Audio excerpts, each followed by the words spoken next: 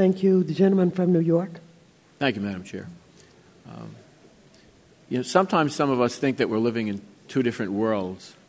One world is here, and we listen to the group of you giving us very calm assurances that everything is okay, under control, and there are no problems, that you're lending out all this money, and that everything is honky-dory. And then we leave here and go home to our districts all over America, and I think we all hear basically the same thing. And that's the voices from the other world, the real world, where people can't get loans, where people can't refinance their homes, where people can't buy automobiles, can't send their children to college.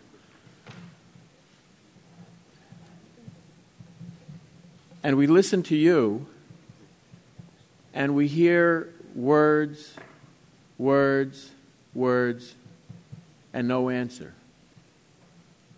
It seems to me, and to some of us, that this money hasn't reached the street, that you're not loaning it out. When the press makes inquiries as to what you did with the first tranche of money that we gave you, many billions of dollars, your answer is it's none of your business, and we don't have to tell you because we weren't required to. And, if you want new restrictions on what we do and what we have to do, then put it in the next tranche of money.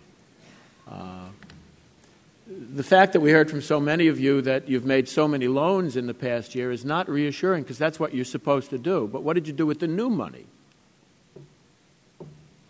And that's not really anything that many of you have addressed today. And it seems to me that of the $302.6 billion that have gone out in TARP, the 8 firms that you represent have received $165 billion, much more than half of all the money that we've lent to almost 300 institutions across America. How do you explain that? Can I take a crack at that, Mr. Congressman? First of all, yes, I think what you heard is I think what I heard is that every person up here believes the government absolutely has the right to ask the question about the TARP money, what we're doing, that we're doing things in the best interest of the company. Why didn't we get answers? Why didn't the press get answers? They Why didn't did. anybody get answers? I can't explain what the press. I'm telling you that everyone here has said that and is doing everything they can to do it right. There is something that explains part of the difference of what you're saying, and bank lending is kind of flat year over year, up a little bit or down a little bit, and one of the other congressmen mentioned it. There is a huge amount of non-bank lending which has disappeared, which is the same thing to the consumer. Finance companies, car finance companies, mortgage companies, countrywide, funds, money funds, bond funds that did withdraw money from the system and make it much harder in the system. That created some of this crisis we have. Can you give us a list of what you did? How many billion did your company get? We got $25 billion. Could you tell us what you did with $25 billion? Not what you did with all your other money, but with that $25 billion. I believe that we lent out probably exclusively because of that, probably $50 to $75 billion within a couple of weeks of that. Most of that being in government not-for-profit, $1 billion for the state of Illinois, interbank lending, the purchase of mortgage securities. Why can't people get mortgages? I believe that mortgage, we did I forgot the number, $35 billion in mortgage originations. What did you do last year, the year before? In this same quarter, I don't remember the number, but I'd say approximately the same. So with $25 billion more, you gave out the same as you did the year before, so there's no increase.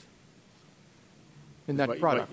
And some products were up and some products were down. Some but if you did $35 billion last time, you did $35 billion this time. We gave you $25 billion more to do it, and then nothing of that went out. Then, could you each send us in writing what you did with all of those billions of dollars that you got? Is anybody unwilling to do that at this point? Is anybody going to say it's not your business? We don't have to. We'll expect that from each of the 8 of you in writing. Then, okay.